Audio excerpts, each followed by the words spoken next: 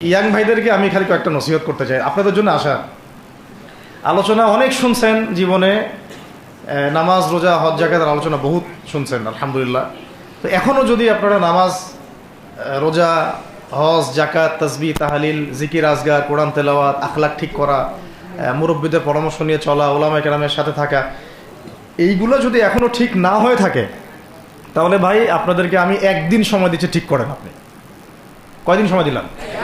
একদিন সময় দিচ্ছি, আপনি ঠিক করে নেন, সব নামাজ ঠিক করে নেন, নিজের গুনাহের জন্য তওবা করেন, হারাম রিজিক থাকলে ছেড়ে দেন, পরিবার না গড়ে থাকলে পরিবার গড়েন, তারপরে রিজিকে হারাম থাকলে ছাড়েন, আপনার সন্তানকে মানুষ করেন, মুহাক্কিক বরেণ্য আলেমদের সোহবতে থাকেন, ওলামায়ে কেরামের সাথে থেকে হাত শক্তিশালী করেন, মাদকের সাথে থাকলে ছাড়েন, গান বাজনার সাথে থাকলে ছেড়ে দেন, যত কবিরা গুনাহ সব ছাড়েন, ছেড়ে নিয়াত করেন যে আগামী যদি আমি 10 বছর বাঁচি 10 বছর, 20 বছর বাঁচলে 20 বছর, 100 বছর বাঁচলে 100 বছর আল্লাহর জন্য ঢেলে দিব ইনশাআল্লাহ। এটা আলোচনা আর আমি নতুন করে করতে যাচ্ছি না, অনেক আলোচনা এগুলো হয়েছে। আলোচনা শুরু হচ্ছে কোথা থেকে? এখন আমাদের কাজ আছে একটা। আমাদের কাজ 1 নম্বর কাজ হচ্ছে এখন পরিবর্তিত বাংলাদেশে কোনো ভারতীয় দালালকে আর জায়গা না দেওয়া, একদম সাফ কথা। বরং প্রত্যেকটা ডিপার্টমেন্টে যেখানেই তারা লুকিয়ে আছে ঘাপটি মেরে, এই প্রত্যেকটা ভারতীয় দালালকে এখান থেকে বের করতে হবে। এটা আমি একা বললে আমি পারবো না, আপনি একা বললে আপনি পারবেন না। প্রত্যেকটা এই বয়ানের জায়গা, মিনবর, খুতবা, ওয়াজ মাহফিলের প্যান্ডেল, আমাদের রাজনৈতিক দলগুলো, আমাদের ইসলামপন্থী দলগুলো যেগুলো আছে, সবার ইমারত থেকে আওয়াজটা আসতে হবে। কারণ এরা যদি আর একটা বার সুযোগ করতে পারে, না থাকবে আপনার দেহ আর না থাকবে আপনার মাথা। মানে এখনই তো আপনাকে হুমকি দিচ্ছে, যে কোনো সময় একটা একটা করে গুপ্ত হত্যা করবে এরা। তার আগে চট্টগ্রামে সাইফুল ইসলাম এক ভাইকে এটার বিচার এখন হয় নাই, কিন্তু যারা মারছে ওদের পক্ষ নিয়ে আমরা আবার সংখ্যালঘুর স্লোগান তুললাম। এ কেমন সংখ্যালঘু যে আমার ভাইকে জবাই করে হত্যা করে? হ্যাঁ, সংখ্যালঘু নির্যাতন তো হচ্ছে ভারতের এক একটা মসজিদ তারা ভাঙতেছে এখন। এটা একটা লক্ষণ। আস্তে আস্তে ওর মানচিত্র মসজিদের মতোই ভেঙে খান হয়ে যাবে ইনশাআল্লাহ। এরা যেমন অখণ্ড ভারত চায়, আমরাও অখণ্ড ভারতই চাই। আমরা চাই অখণ্ড ভারত হবে কালিমা লা ইলাহা ইল্লাল্লাহ মুহাম্মাদুর রাসূলুল্লাহ। আপনারা তো মনে করেন যে ভারত আমাদেরকে ঘিরে রাখছে, তাই না? আসলে ভারতকে আমরা ঘিরে রাখছি। এই দিক থেকে আমরা, এই দিক থেকে চায়না, এখান থেকে নেপাল, এখান থেকে ভুটান, এখান থেকে মায়ানমার, এখান থেকে পাকিস্তান, আর তার চেয়ে বাপ আছে না? ওদের সাথে কেউ পারছে এই পর্যন্ত? ভাইরা নিজেদেরকে গড়ে নিচ্ছে, এখন গোছাচ্ছে। এখন কথা হচ্ছে, আমরা একটা কাপুরুষতার পরিচয় দিচ্ছি। নেপাল ওকে টাইম দেয় না, ভুটান টাইম দেয় না, মায়ানমার টাইম দেয় না, চায়না তো দেয়ই না, আর আমরা তাকে একেবারে প্রভুর আসনে বসায় রাখছি। আমরা কি দিছি? আমরা ইলিশ দেই, আমরা ট্রানজিট দেই, আমরা রেল দেই, আমরা বন্দর দেই, আমরা আর কি দেই? গ্যাস তো দেই মাশাআল্লাহ, তারপরে পণ্যগুলো তো দিচ্ছি, গার্মেন্টস দিয়ে দিচ্ছি, আমাদের প্রশাসনের মধ্যে লোকজন দিয়ে দিচ্ছি, কর্মী শ্রমিক দিয়ে দিচ্ছি। এই জন্যই তো বলি, কেন সে স্ট্যাটাস দেয় যে এই স্বাধীনতা তার স্বাধীনতা। এটাই তাহলে কারণ। তার মানে তারা আমাদের সার্বভৌমত্বটাকে স্বীকার করে না, তাই না? তারা যদি আমাদের স্বাধীনতা সার্বভৌমত্বকে স্বীকার করতোই, তাহলে তো এরকম স্ট্যাটাস দিত না, দিত কি? তো এখন কথা হচ্ছে, আমরা মাথা নত করার জাতি না। আমাদের নবী মুহাম্মদ সাল্লাল্লাহু আলাইহি ওয়াসাল্লাম মাথা উঁচু করে দাওয়াতি কাজ করছেন। মার খেলেও কখনো তিনি মাথা নিচু করেন নাই। সাহাবায়ে কেরাম রাদিয়াল্লাহু আনহুম আজমাইন মাথা উঁচু করে দাওয়াতের কাজ করছেন, কারো সামনে মাথা নত করেন নাই ইল্লাল্লাহ, আল্লাহ ছাড়া। মার খেয়েছেন, হিজরত করতে হলে হিজরত করেছেন, কখনো মানুষ গালি দিয়েছে, গালি সহ্য করেছেন, কখনো মদিনা চলে যেতে হয়েছে, দেশ ছাড়তে হয়েছে, দেশ ছাড়ছেন, আবার কখনো ইসলামী রাষ্ট্র কায়েম করতে হয়েছে, রাষ্ট্রও কায়েম করছেন। জিহাদ করার দরকার, জিহাদও করছেন, কেতালের দরকার, কেতালও করছেন, আস্তে আস্তে মক্কা বিজয় করছেন, করেন নাই? সিরাত পড়তে হবে, সিরাতের ধারাগুলো আমাদেরকে বুঝতে হবে। এখন আমরা তো তার উত্তরসূরি, আমরা তাদের উত্তরসূরি। প্রথম কথা হচ্ছে আমরা আমাদের নতজানু মনোভাবটাকে আগে ত্যাগ করতে হবে, 1 নাম্বার। আর অতীতের জীবনের যে ভুল ত্রুটিগুলো দ্রুত সংশোধন করতে হবে। মানে এখন আর আমাদের হাতে অনেক লম্বা সময় আছে এমন না বিষয়গুলো। কত কি যে দ্রুত হয়ে যাবে আপনি হয়তো ভাবতেও পারবেন না। বিশ্বটা খুব দ্রুত চেঞ্জ হচ্ছে। এই অল্প সময়ের মধ্যে আপনার ভাইরা দাঁড়ায় গেছে, অল্প সময়ের মধ্যে দেখলেন যে পরিবর্তন হয়ে যাচ্ছে। তারপরে আপনি কয়দিন পরে দেখবেন ইনশাআল্লাহ যে এই আপনার অবস্থাও পরিবর্তন হবে ইনশাআল্লাহ। তখন এরা আবার কি বলবে? যোদ্ধা। তখন ঠিকই বলবে যোদ্ধা। এখন বলতেছে বিদ্রোহী, বলতেছে।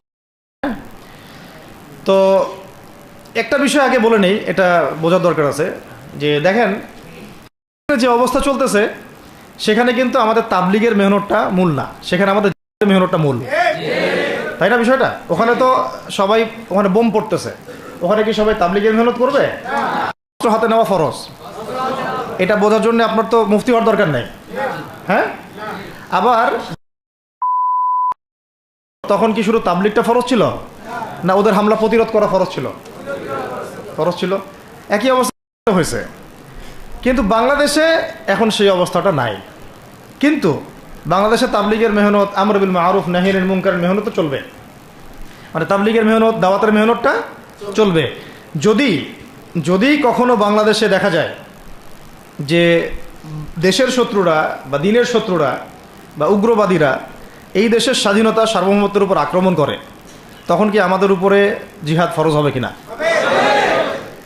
এখন যদি তাই হয়, এখন আপনাদের কি মনে হয় এটার সম্ভাবনা আছে না নাই? এটুকু ইন্টেলেকচুয়াল অবস্থা তো আপনাদের আছে, এটার সম্ভাবনাও হতে পারে, আজ হোক কাল হোক, হতেই পারে। তখন আমার প্রিপারেশনটা কি হবে সেটা আমাকে এখন জানতে হবে। আমার প্রিপারেশনটা কি হওয়া উচিত? প্রথম প্রিপারেশন হওয়া উচিত আগের সমস্ত জিন্দগিতে যা করছি নিজেকে আল্লাহর দিকে ফিরাই নিয়ে আসা।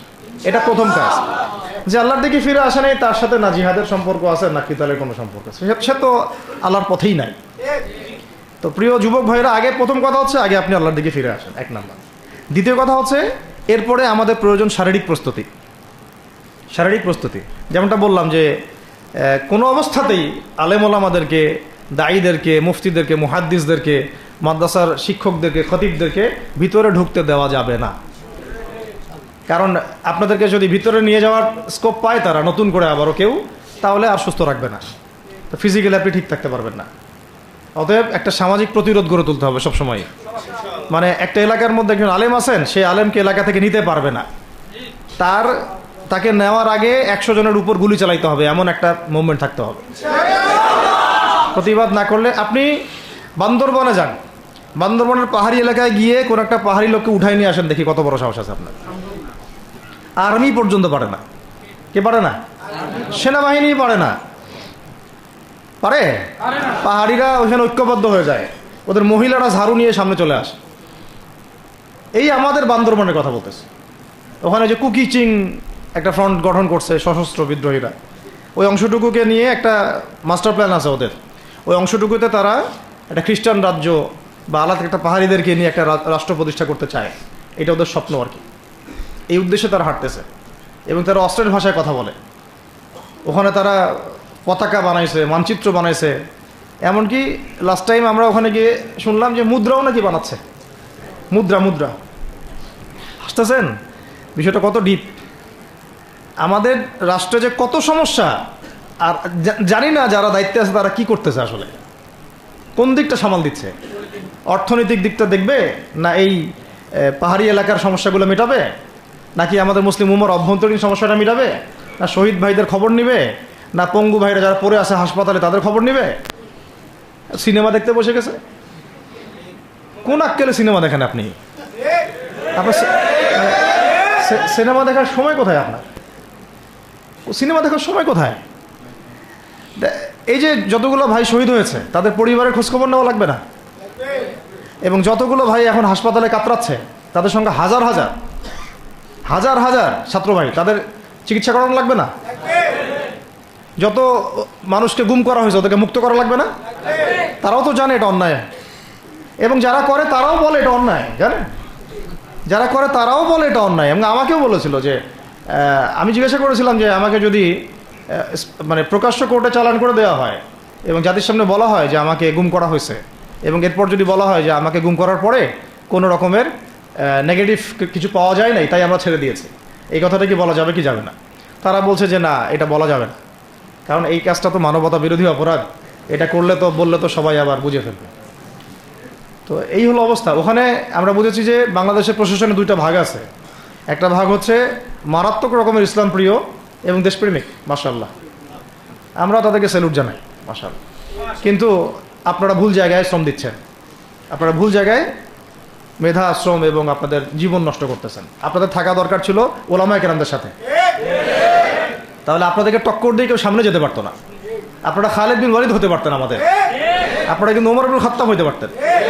ওইখানে ঢুকে আপনারা শুধুমাত্র দুনিয়ার স্বার্থে সব নষ্ট করতেছেন। আমাদেরকে বলা হচ্ছে হুজুর বদদোয়া করিয়েন না, হুজুর ছেড়ে দিচ্ছেন, আমাদেরকে বদদোয়া দিয়েন না আবার বের হয়ে। আমাদের চাকরি এটা, ডিউটি এটা। এক ভাই আমাকে কোরআন এনে দিয়েছিল, নির্জনতা তো, ওখানে নির্জনতার সঙ্গে হচ্ছে কোরআন, কোরআন এবং নামাজ। তো এক ভাই দেখেছে আমি একটু নির্জন, মন খারাপ বসে আছে, একটা কোরআন নিয়ে এসে দিয়েছে, হুজুর কোরআন পড়েন আপনি, মন ভালো হবে। আর একজন এসে কোরআন নিয়ে চলে গেছে। কোরআন পড়ে ওখানে যদি আপনি আবার উল্টাপাল্টা কিছু করেন, ওদের নিয়ম নাই কোরআন দেওয়ার, কোরআন দেওয়ার কি নাই, নিয়ম নাই। তো এই হলো অবস্থা। কথা হচ্ছে যে এই ভাইদেরকে মুক্ত করাও তো তাদের কাজ ছিল। যে ওলামায়ে কেরামদের একজনের উপরে 3টা 4টা 5টা 10টা করে মামলা এখনো ঝুলতেছে, তাদেরকে মুক্ত করা উচিত ছিল না? আর এই পুরো জুলুমের পিছনে যত জালেম ইনভলভ ছিল তাদেরকে আইডেন্টিফাই করে ভিতরে ঢুকানো উচিত ছিল না? হয়েছে সব কিছু? তো এই জিনিসগুলোর মধ্যে অনেক গ্যাপস আছে। এগুলো যদি এভাবে চলতে থাকে তাহলে আগামীতে আমরা যারা ইসলামিক রাজনীতি করব বলে চিন্তা করতেছি বা ইসলামকে রাষ্ট্র ক্ষমতায় নিতে চাই, আমরাও কিন্তু বেগ পাবো, আর কি ভালো রকমের বেগ পাইতে হবে। আর বিগত সময় আমরা অনেক ভুল করছি, যেমন মন খারাপ করেন না, এগুলো আমরা ভুল করছি। এই যে আমরা সেকুলারদেরকে অনেক বিশ্বাস করে ফেলছি, ওদের সাথে জোট করতে গেছি, ঠিক আছে, ওদেরকে আমরা ভাই বোন করার চেষ্টা করছি। আসলে এদের সাথে আর কাফেরদের সাথে কোনো পার্থক্য নেই। সেকুলারিজমে যারা আছে আর কুফার যারা, এদের মধ্যে কোনো পার্থক্য নাই। ওই কালিমা পড়া না পড়ার পার্থক্য, তো বাকি আপনার পিঠে ছুরি এরাও মারবে ওরাও মারবে। আর আমি ছোট মানুষ, ছোট জায়গা থেকে বলতে চাই যে আমাদের যে ওলামায়ে কেরামগণ মাঠে আছেন, যে রাজনৈতিক দলগুলো আপনারা মাঠে আছেন, এবার আপনারা কোনো রুটির টুকরার জন্য লড়বেন না, এবার পুরা রুটি নিয়ে লড়বেন। প্রত্যেক আসনে প্রার্থী দিবেন আপনারা, যেহেতু এর বাইরে সিস্টেম, এখন অন্য সিস্টেমে যাওয়ার সুযোগ হচ্ছে না, তাহলে পুরা রুটিটার জন্য লড়তে হবে আপনাদের। আমাদের টার্গেট হচ্ছে এখন একটা ইসলামপন্থী সরকারকে রাষ্ট্র ক্ষমতায় নিয়ে যাওয়া, এটা আমাদের একটা প্রধান টার্গেট। এখন আমাদের এজেন্ডা স্পষ্ট, কোনো গোপন এজেন্ডা নাই। আমাদের কি নাই? কোনো গোপন এজেন্ডা নাই। আমরা চাই বাংলাদেশে এখন একটা ইসলামপন্থী রাষ্ট্র ব্যবস্থা গড়ে উঠুক, ইসলামপন্থী সরকার শাসন ক্ষমতায় আসুক। এটার জন্য আপনাদের সবার ভূমিকা আছে না?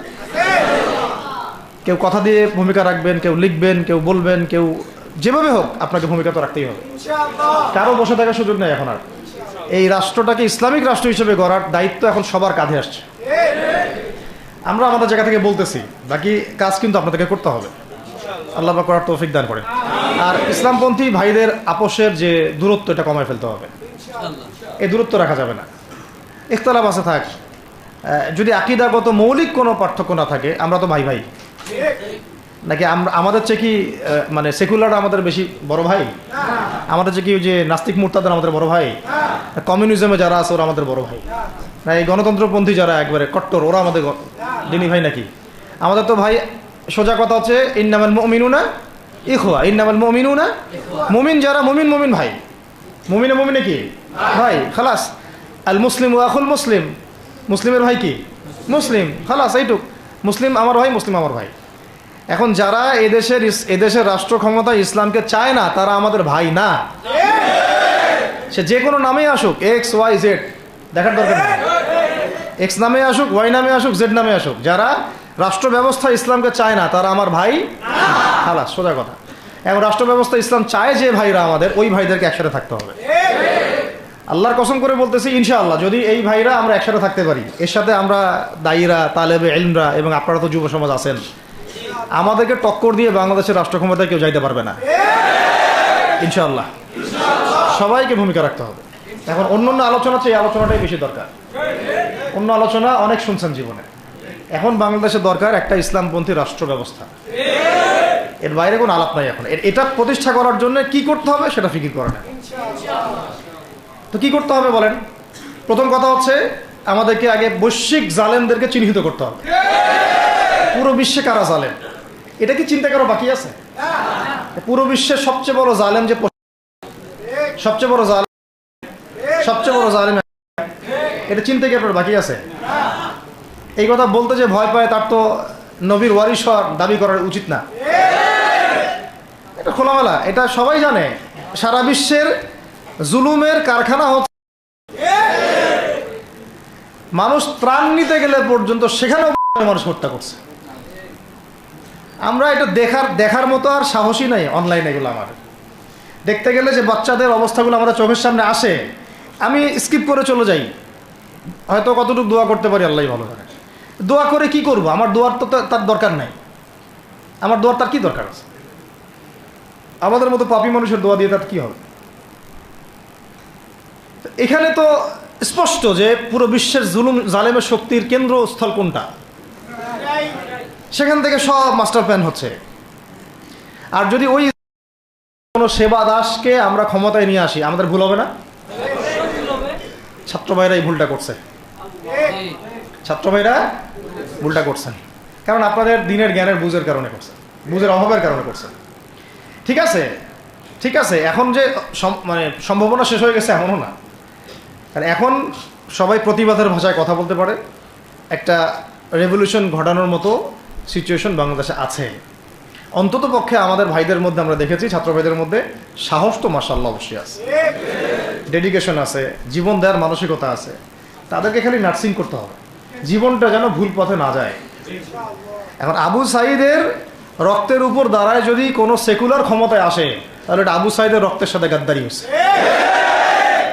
এই মুগ্ধদের রক্তের উপর সিঁড়ি বানায় যদি কোনো জাতীয়তাবাদীরা আর ওই সেই গণতন্ত্রপন্থীরা, ওই ইসলামের দুশ্মনরা, ওই ভারতের দালালরাই যদি ক্ষমতায় আসে, তাহলে এটা ওদের রক্তের সাথে গাদ্দারি হচ্ছে। এই গাদ্দারির মাফ হবে না।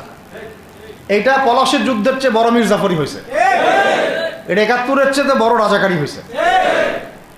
আপনারা বলেন যে দেখেন, ভালো করে বুঝেন, গুম হয়েছে এক শ্রেণী, আমার কথা মন খারাপ করে না, এক শ্রেণী হয়ে গেছে, এক শ্রেণীর শাপলা চত্বরে রক্ত দিছে, তাই নাই? এক শ্রেণী ওলামায়ে কেরাম মামলা নিয়ে ঘুরে বেড়াচ্ছে মাথার উপরে, এক শ্রেণীর ছাত্র ভাইরা রাস্তায় শহীদ হলো, আর এক শ্রেণীর ছাত্র ভাইরা পঙ্গু হয়ে হাসপাতালে বেডে পড়ে আছে। আর ক্ষমতায় গেছে কারা? নতুন এক শ্রেণী। হ্যাঁ, এবং ওখানে এমন কিছু মানুষ আছে যাদের সাথে আন্দোলনের কোনো সম্পর্কই ছিল না, সম্পূর্ণ উড়ে এসে জুড়ে বসছে তারা। তাহলে এখানে ইসলামিক রাজনৈতিক দলগুলোকে সামনে রাখা যাইতো, তাদের থেকে তো উপদেষ্টা একটাও নেয় নাই। জামাত ইসলাম থেকে একটা উপদেষ্টা নিছে কিনা? হেফাজত ইসলাম থেকে কোনো উপদেষ্টা নিছে কিনা?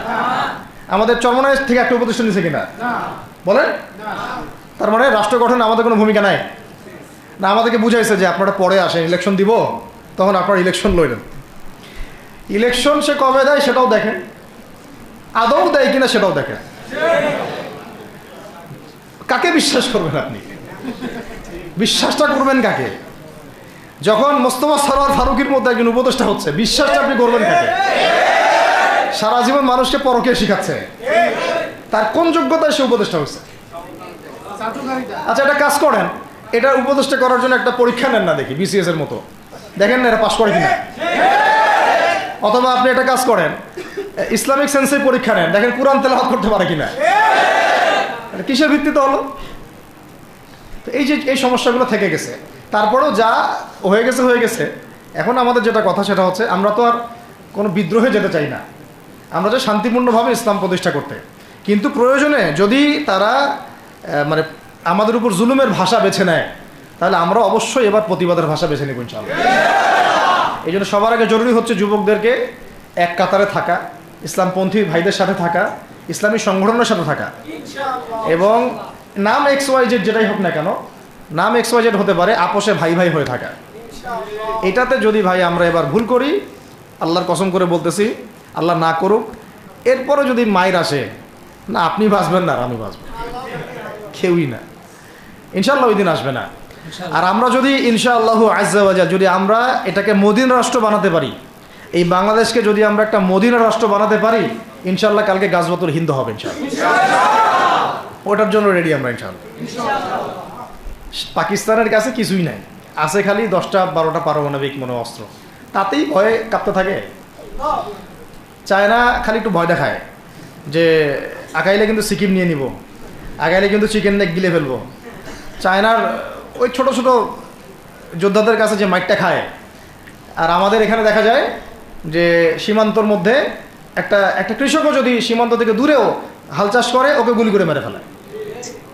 ফেলা নেই, ফেলানির কথা ভুলে গেছেন আপনারা? আমাদের বন্যা, এরকম কতগুলো মানুষকে সীমান্ত হত্যা করে মারা হয়েছে। আজকে গুগলে গিয়ে সার্চ করে দেখেন কতগুলো মানুষকে বিগত 15 বছরে সীমান্ত হত্যা করা হয়েছে। তো এখানে আমাদের স্বাধীনতার প্রশ্ন আসে না, এখানে গণতন্ত্রের কথা আসে না, সার্বভৌমত্বের কথা আসে না, না, বরং তারা ক্ষমতার জন্যে ওদের কাছে ইমান বিক্রি করে দিয়েছে।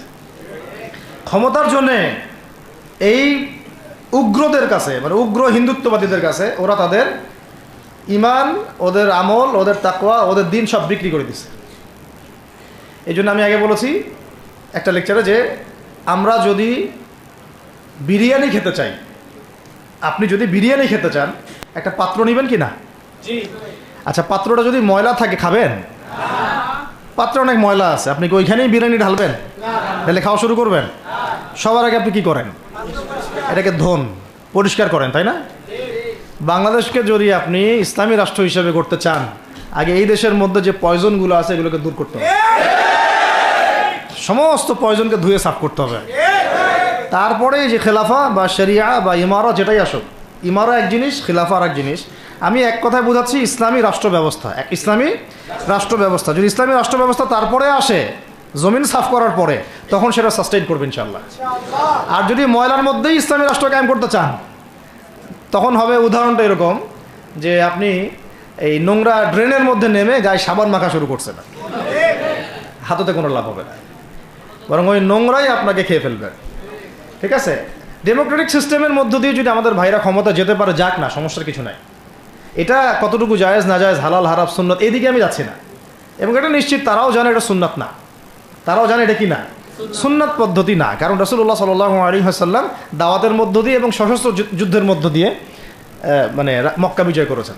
দাওয়াতের মধ্য দিয়ে তিনি মদিনা রাষ্ট্র কায়েম করেছেন। তারপরে মদিনা রাষ্ট্রকে বেস করে আস্তে আস্তে আরও রাষ্ট্রকে এক্সপ্যান্ড করেছেন। বদর, উহুদ, খন্দক, খায়বার এগুলো হয়েছে, আস্তে আস্তে মক্কা বিজয় হয়েছে। মূল ছিল আগে মদিনা রাষ্ট্রটা কায়েম করা। তো আমরা যে কোনোভাবেই হোক মদিনা রাষ্ট্রটা আমাদের কায়েম করতে হবে আগে, তারপরে ইনশাআল্লাহ তাআলা দেখবেন, হ্যাঁ, ওই অখণ্ড ভারত আমরাও কায়েম করবো ইনশাআল্লাহ। সংখ্যা দিয়ে কিচ্ছু না, ওদের সংখ্যাকে আমরা ভয় পাই? ওদের সংখ্যাকে ভয় পাওয়ার কিচ্ছু নাই, সংখ্যাকে ভয় পাওয়ার কিচ্ছু নাই। কারণ এই যে কোরআন, আমার সামনে যে কোরআনটা আছে, এটা দেখে একটু খারাপ লাগলো। কোরআনের যে অবস্থা, এটা খুব মনের কষ্ট দিল আর কি। কোরআনটা হবে চকচকা, এটা দেখে বোঝা যাচ্ছে এটা অনেকদিন কেউ পড়েই নাই। আপনাদের বাসার যদি কোরআনের এই হালত হয়, তাহলে আমাদের দ্বারা দিন কায়েম হবে না। আপনার কোরআনের হালত হবে এমন যে কোরআনে এক বিন্দু পরিমাণ কোনো ময়লা নাই, প্রত্যেক দিন আপনার হাতের স্পর্শেই ময়লা দূর হয়, তখন এই কোরআন আপনার পক্ষে কথা বলবেন ইনশাআল্লাহ। তো ভাই, কোরআনের কাছে চলে আসেন, আর দেরি করেন না, সময় নাই। আল্লাহ পাক সবাইকে কবুল করেন, আমিন। এই মসজিদগুলোকে কাজে লাগান, এখানে তালিমি বৈঠক চালু করেন প্রত্যেক সপ্তাহে। আমি যদি প্রত্যেক মাসে রংপুরে আসি, প্রত্যেক মাসে সময় দেবো ইনশাআল্লাহ। আপনারা এখানে ইমাম ঠিক করেন, খতিব ঠিক করেন এবং ওই যে টিচার ঠিক করেন, করে আপনারা কোরআন শিক্ষার ব্যাচ চালু করেন, কোরআনের তাফসীরের ক্লাস চালু করেন, তারপরে তুলনামূলক আরবি ভাষা শিখেন। মানে এগুলো শিখে নেন তাড়াতাড়ি, সময় নাই এগুলো, আমাদের হাতে সময় কম। এগুলো আজকে থেকে 10 বছর আগেই শেখা উচিত ছিল, তাই না? কিন্তু আমাদের এই সেকুলার শিক্ষা ব্যবস্থা আপনার জীবন থেকে 20 বছর কেড়ে নিছে। 20 বছর পড়াশোনা করার পরে আমি চ্যালেঞ্জ করতেছি, এই যে লাখ লাখ টিচারকেও যদি আপনি কোরআন তেলাওয়াত ধরেন, সহি বলতে পারে না, অথচ তারা জাতির শিক্ষক হয়ে বসে আছে। তো সেকুলার শিক্ষা ব্যবস্থাটা আমাদের জীবন থেকে পুরা ইসলামের হকটাকে নষ্ট করে ফেলছে। আপনার অধিকার ছিল যে আপনি একজন স্কুলের স্টুডেন্ট, আপনি কোরআন পড়তে পারবেন। আপনি একজন কলেজের স্টুডেন্ট, আপনি কোরআনের তাফসীর করতে পারবেন। আপনি একজন ইউনিভার্সিটি পাস করেছেন, আপনি হাদিসও পড়তে পারবেন, এবারও তো দিতে পারবেন, এরাবও দিতে পারবেন। এটা আপনার হক ছিল, কিন্তু এই হকটা নষ্ট করছে কারা? এই সেকুলার শিক্ষা ব্যবস্থা নষ্ট করে ফেলছে। এখন তো কিছু করার নাই। তো এটাতে আমাদের দোষ কি? আমাদের দোষ হচ্ছে আমরাই তো তাদেরকে ভোট টোট দিয়ে উপরে উঠেছিলাম। আমাদের বাপরা উঠাইছে, আমাদের বাবারা উঠাইছে, তার বাবারা উঠাইছে। তা আমরা তো ওই সময় ইনসাফ করি নাই, ফল আমাদেরকে ভোগ করতে হয়েছে। আপনি এই প্রসঙ্গটা দুটো কথা বলেই ফেলেন, নাহলে আমি মানে হকাদায় হয় না। একটা মুসলিম ঘরের ছেলে, তার অধিকার নাই প্রাইমারি স্কুলে গিয়ে সে কোরআন শিখবে? আচ্ছা, আমাদের মৌলিক অধিকার কি? খাদ্য, বস্ত্র, বাসস্থান, শিক্ষা, চিকিৎসা, 5টা বলি না? তো কোরআন আমার মৌলিক অধিকার না? মুসলিম পরিবারের সন্তান আমি, কোরআন আমার মৌলিক অধিকার না? তারপর প্রাইমারি স্কুল আপনাকে শিখায় নাই, হাই স্কুল আপনাকে শিখায় নাই, এমনকি কারমাইকেল শিখাইছে আপনাকে, বেগম রোকেয়া বিশ্ববিদ্যালয় শিখাইছে? এরাও শিখায় নাই। এমনকি বিসিএস ক্যাডার হচ্ছেন কোরআন ছাড়াই, ডক্টর হচ্ছেন কোরআন ছাড়াই, ইঞ্জিনিয়ার হচ্ছেনও কোরআন ছাড়াই, এমনকি শিক্ষা কমিশন গঠন হচ্ছে, ওই কমিশনের লোকদেরও কোরআনের জ্ঞান নাই। টকশোতে এসে আবার ঠিকই পটর পটর করে, কোরআনে পড়তেও পারে না, টকশোতে এসে পটর পটর করে। এই তো বিগত 10 বছর তো টকশোর বছর ছিল, খালি টকশো, দেখেন নাই? আলোচনা আলোচনা আলোচনা, একটা ন্যারেটিভ তৈরি করা হচ্ছিল, ইসলাম নিয়ে যারাই কথা বলবে এরাই জঙ্গি, এরাই মৌলবাদী, এরাই সন্ত্রাসী। হ্যাঁ, তো কীভাবে মানুষের ব্রেন ওয়াশ করা হয়েছে। আমি আসলে অবাক হয়ে গেছি এই ঘটনাতে, জুলাইয়ের ঘটনায়, যে যুব সমাজকে ধ্বংস করার জন্য তারা 20 বছর ঢেলে দিছে, ওই যুব সমাজই তাদেরকে পিটাই বের করছে। আল্লাহ পাকের কি পরিকল্পনা! আপনাদেরকে ধ্বংস করার জন্য 20 বছর ধরে তারা সিলেবাস কারিকুলাম করছে। আপনাদেরকে শরৎচন্দ্র পড়াইছে, বঙ্কিমচন্দ্র পড়াইছে, হুমায়ুন আহমেদ পড়াইছে, হুমায়ুন আজাদ পড়াইছে, হ্যাঁ শেক্সপিয়ার পড়াইছে, আর কত কি পড়াইছে। কোরআন পড়তে দেয় নাই, নামাজের স্বাধীনতা দেয় নাই, পর্দার স্বাধীনতা দেয় নাই। আমাদের বোন পর্দা করে পরীক্ষা দিতে গেছে, নেকাব খুলে ফেলা হয়েছে, কি করে নাই। কিন্তু ওই ছাত্র জনতার হাতেই পিটানি খাইতে হয়েছে। আল্লাহ পাকের দেখছেন কি একটা মিরাকেল, আল্লাহ পাকের কি মানে কুদরত, ক্যারিশমা। ঠিক কিরকম হয়েছে জানেন? ঘটনাটা হয়েছে এরকম যে ফেরাউনের ঘরেই মুসা আলাইহিস সালামকে আল্লাহ পাক বড় করছে। মাশাআল্লাহ। তো আপনাদেরকে ধ্বংস করার জন্যই কিন্তু এই পলিসিগুলো অ্যাপ্লাই করা হয়েছিল। এখন যে আল্লাহ পাকের রহমতে আপনারা বিপদে যান নাই, আলহামদুলিল্লাহ। এখন যেটা আল্লাহ পাক বোঝার তৌফিক দিচ্ছেন, দেখেন আপনারা কোরআন শিখতে পারতেন, এখানে পারেন নাই। শিক্ষা কমিশনের মধ্যে কোরআন নাই। শুধু তাই না, দেখেন 360 জন এমপি মন্ত্রীকে আপনি বসায় দেন, 360 জন এমপি মন্ত্রীকে বসায় তাদের সবাইকে শুধু কিচ্ছু না, আমি বলবো খালি সূরা ফাতিহা তিলাওয়াত করতে বলেন। পারলে শুধু মমতাজ পড়তে পারে নাকি? কারণ তার তো বুখারী মুসলিম সিয়াসিটা পড়া আছে, ওটা পড়া ছিল আর কি, এটা পড়া ছিল, তো হয়তো সে পারতে পারে না, পারলে তো ভালো, খারাপ কিছু না, ঠিক আছে। তো বাকি কেউ কিন্তু পারে না। আর বেশি দিয়ে না, অল্প না, ঠিক আছে, শেষ করতেছে। তো এখন প্রিয় ভাইরা, এখন কথা অনেক হয়ে গেছে। মূল কথা হচ্ছে যে আমাদেরকে এখন একটা নতুন উদ্দেশ্য নিয়ে, টার্গেট নিয়ে, একটা মিশন নিয়ে আগামীকাল থেকে পথ চলতে হবে ইনশাআল্লাহ। প্রথম গন্তব্যটা কি? আমরা বাংলাদেশকে একটা মদিনা রাষ্ট্র কায়েম করতে চাই। সেটা যদি করতেই হয় তাহলে আমাকে কার আদলে করতে হবে, কার সুন্নতে করতে হবে? নবী মুহাম্মদ সাল্লাল্লাহু আলাইহি ওয়াসাল্লামের তরিকায়। এবং তার তরিকার প্রথম কাজটাই হচ্ছে আগে ইলম শিখতে হবে। কি শিখতে হবে? এই মসজিদগুলোকে কাজে লাগান, মাদ্রাসাগুলোকে কাজে লাগান। এবং 2 নম্বর হচ্ছে ইলম একা একা শেখা যাবে না। ইলম একা একা শেখা যাবে না। 20 বছর তো আপনি একা পড়াশোনা করেন নাই, প্রতিষ্ঠান ছিল, ওস্তাদ ছিল, তাই না? টিচার ছিল, আপনার একাডেমিক কারিকুলাম ছিল। ঠিক ওইরকমই দিনের ইলমও একা একা শেখা যাবে না, ওস্তাদ লাগবে। এবং আলহামদুলিল্লাহ আমাদের বাংলাদেশে ওস্তাদদের অভাব নাই, আলহামদুলিল্লাহ। প্রত্যেক জেলায় জেলায় উপজেলায় সব জায়গাতেই মুহাক্কিক বরেণ্য আলেমগণ আছেন, আলহামদুলিল্লাহ। আর আপনি খুঁজে বের করবেন কে মুহাক্কিক আলেম। আমি কিছু মানে তাদের বৈশিষ্ট্য বলতে পারি যে তারা নিজেকে জাহির করেন না, বিনয়ী হন, অহংকারী হন না, তারা এত বেশি আইওয়াশ শোডাউন এত পছন্দ করেন না, নিজেকে আড়াল করার চেষ্টা করেন, হক কথা বলতে তারা ভয় করেন না। এবং তারা অনেক গভীর জ্ঞানের অধিকারী হওয়া সত্ত্বেও অনেক বেশি বিনয়ী হন আর কি। এগুলো দেখে আপনি চিনবেন, ঠিক আছে? আমাদের সালাফরা তো বলতেন যে মুহাক্কিক মানুষকে পাবেন 2 জায়গায়, এক হচ্ছে মাটির তলে, আর একটা হচ্ছে জেলখানায়, ঠিক আছে? তো যাই হোক, এখন অনেক বরেণ্য উলামায়ে কেরাম আমাদের সমাজে আছেন, তাদের যে কারোর সাথে অন্তত একজনের সাথে নিসবত রাখেন, অন্তত একজনের সাথে নিসবত রাখেন, ঠিক আছে? তো এটা আমাদের সৌভাগ্য আলহামদুলিল্লাহ যে বাংলাদেশে বহু মাদ্রাসা, বহু কওমি মাদ্রাসা, আলিয়া মাদ্রাসা, অনেক ধরনের মাদ্রাসা আছে। কিছু সংকীর্ণতা বা কিছু সমস্যা আমাদের মধ্যে থাকতে পারে, এটা যে কোনো জায়গায় থাকতে পারে, কিন্তু আলহামদুলিল্লাহ এই খেদমতটুকু আছে বলেই এখন পর্যন্ত দিন ইসলামকে তারা মিটাইতে পারে নাই, আলহামদুলিল্লাহ। তো এলেম শিখবো 1 নাম্বার। 2 নাম্বার হচ্ছে এলেম মুহাক্কিক কোন আলেমের সোহবতে শিখবো, একা একা শিখবো না। 3 নাম্বার হচ্ছে যা শিখবো আমলে নিয়ে আসতে হবে। কি বললাম? যা শিখবো আমলে নিয়ে চলে আসতে হবে, ফেলে রাখা যাবে না। আল্লাহ আমাকে তৌফিক দেন, আপনাদের সবাইকে তৌফিক দান করেন। 4 নাম্বার সময় কাজে লাগাইতে হবে, সময় কাজে লাগাইতে হবে। কোনো অবস্থাতেই আর হেলায় ফেলায় সময় নষ্ট করবো না, আমিও করবো না ইনশাল্লাহ, আপনারাও করবেন না ইনশাল্লাহ। 5 নাম্বার হচ্ছে নিজের প্রতিভাকে খুঁজে বের করবেন। সবাইকে আল্লাহ কিছু না কিছু প্রতিভা দিয়েছেন, প্রতিভা খুঁজে বের করে ইসলামের জন্য কাজে লাগাবেন। 6 নাম্বার হচ্ছে যাদের রিজিক হালাল তাদের তো আলহামদুলিল্লাহ কোনো সমস্যা নেই, যাদের হারাম রিজিক আজকে ছাড়তে হবে। কোনো সুদের সাথে সম্পৃক্ত থাকা যাবে না, কোনো ঘুষ, কোনো দুর্নীতি, কোনো মাপে কম দেওয়া, কোনো হারামে আমি খাবো না, আমি কোনো হারামের কাছে যাব না। আর উত্তরবঙ্গের বড় বড় ফেতনাগুলোর মধ্যে এই সুদী এনজিওদের ফেতনাও আছে, কাদিয়ানিদের ফেতনাও আছে, তাই না? তারপরে আপনার এই যে ইসাই মুসলিমদের একটা ফেতনা আছে না, একটা ফেতনা আছে। তারপরে এই আপনার বিড়ি ফ্যাক্টরি, তামাক ফ্যাক্টরির এগুলো ফেতনা আছে হারাম খাওয়ার। আবার নতুন করে ইসকনের ফেতনাও উত্তরবঙ্গে দেখা যাচ্ছে। তো এই ফেতনাগুলোকে চিহ্নিত করে আপনাকে বেঁচে থাকতে হবে এবং রিজিকটাকে হালাল করে ফেলতে হবে, ঠিক আছে? এর পাশাপাশি হচ্ছে 6 নম্বর বলবো যে পরিবারগুলো গড়ে তুলতে হবে। প্রত্যেকটা পরিবার হবে একটা দুর্গ, মানে আমার পরিবার হচ্ছে আমার একটা ইসলামিক রাষ্ট্রের মতো।